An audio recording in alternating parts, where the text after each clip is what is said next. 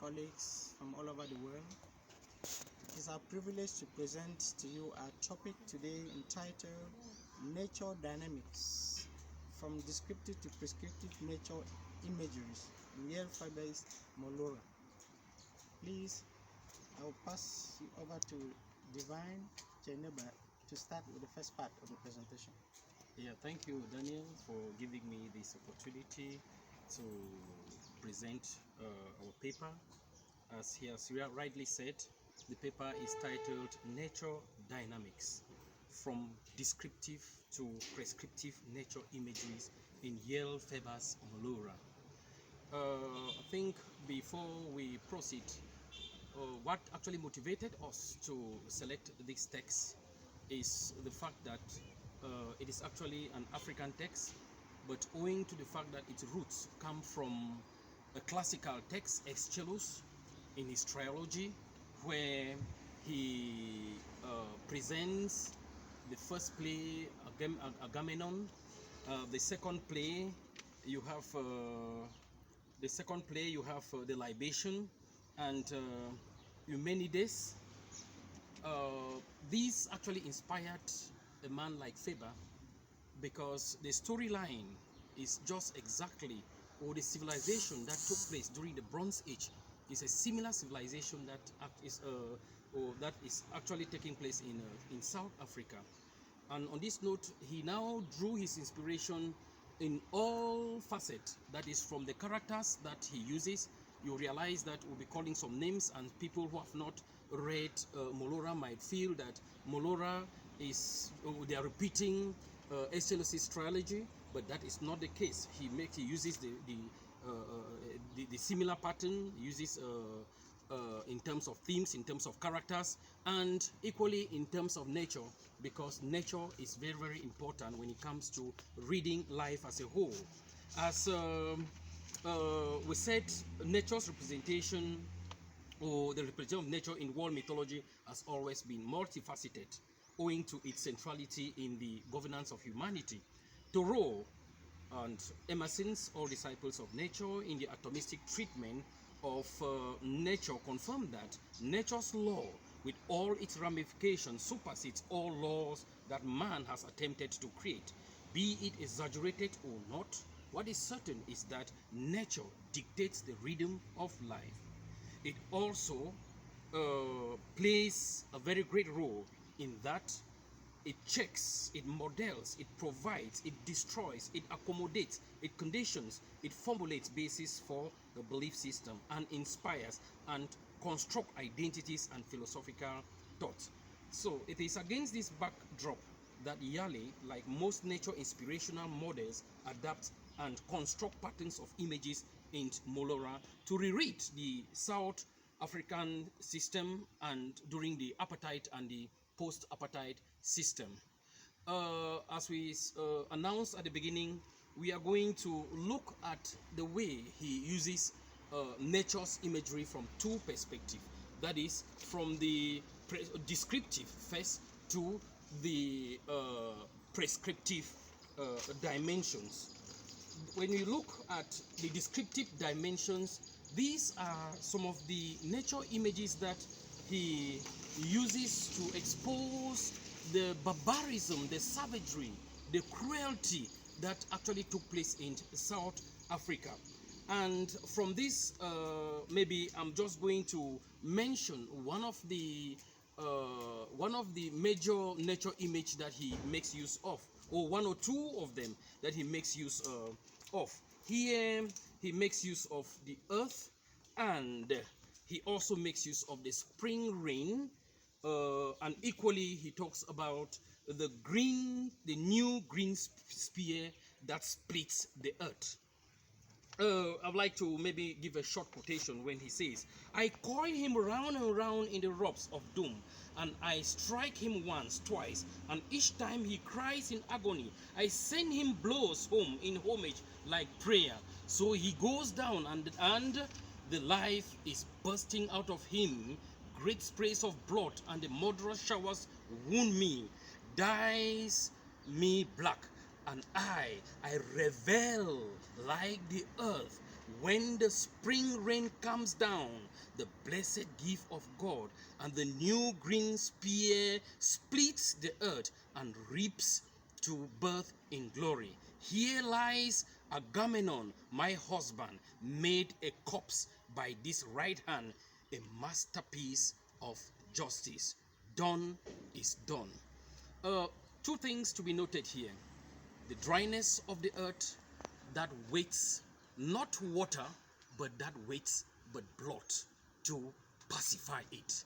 And this is just a similar situation when Clytemnestra celebrates. She celebrates when the husband dies, and the blood, he says, the earth awaits to receive this blood.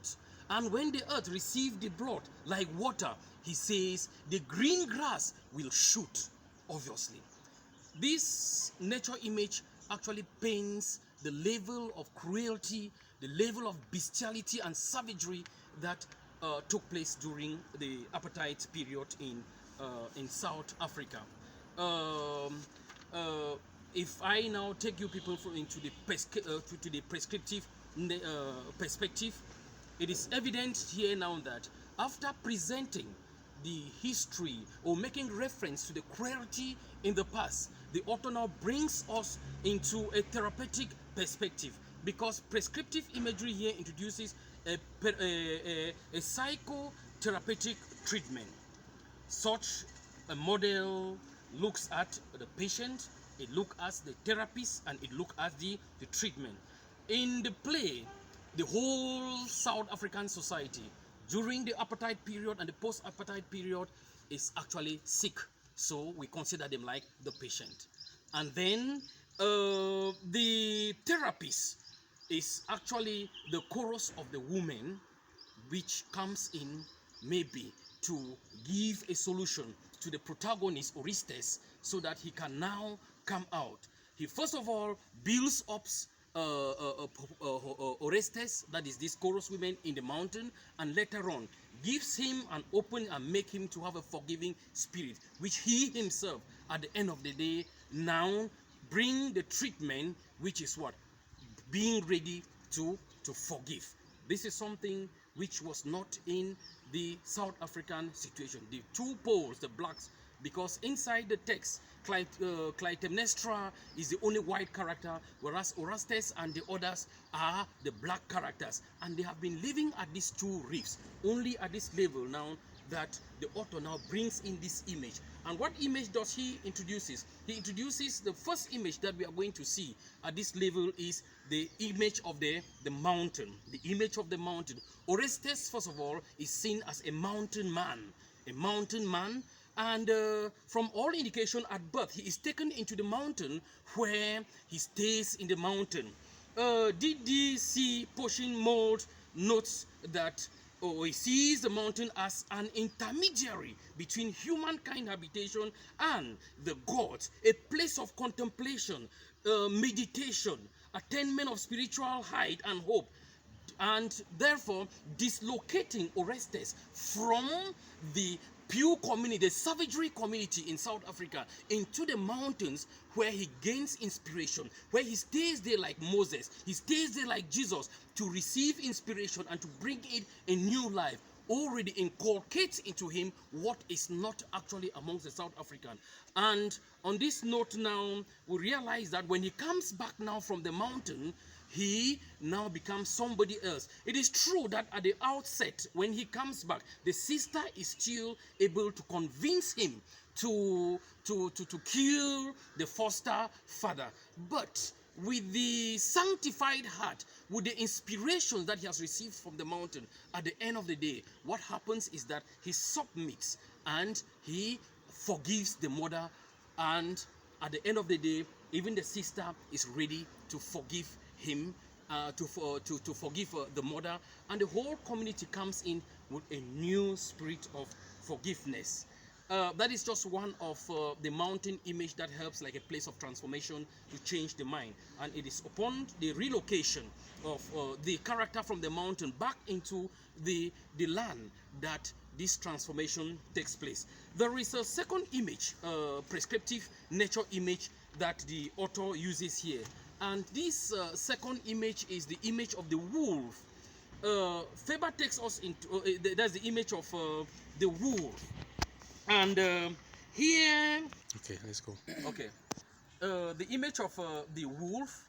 It is evident that critics say, especially the critic says that, or the critics say that man evolved from the wolves, and that he is still capable, that he is capable of transforming.